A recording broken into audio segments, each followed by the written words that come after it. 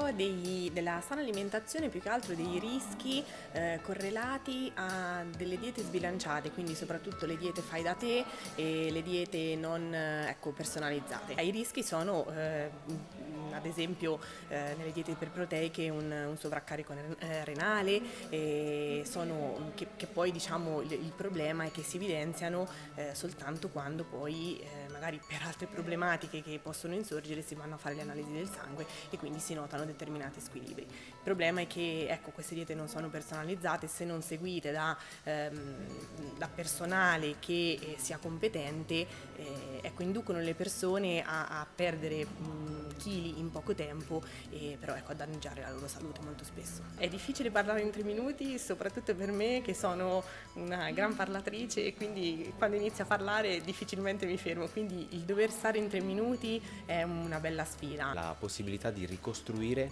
edifici storici che magari per motivi bellici o per motivi legati al terremoto sono andati distrutti e non possono essere ricostruiti fisicamente per vari motivi economici e non, ma possono essere virtualizzati. Possono essere ricostruiti virtualmente grazie all'aiuto di tutte le persone che nel mondo condividono sui social delle immagini di questi edifici e noi siamo in grado di elaborarli attraverso delle diverse tecniche di elaborazione fotogrammetrica e di farne delle ricostruzioni per riportarli in vita. Questo qui è il minareto di Aleppo, che è uno degli edifici simbolo della guerra in Siria.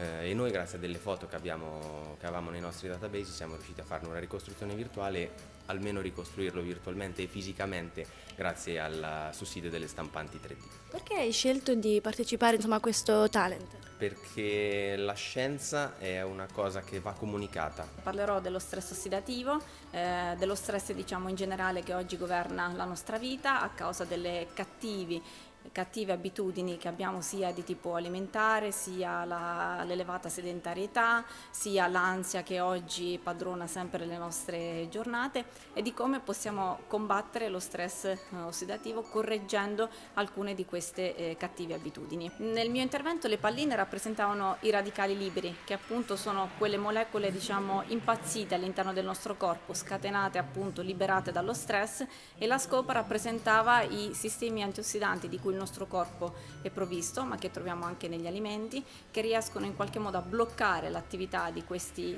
radicali liberi e quindi a preservare la nostra salute dall'insorgenza di malattie.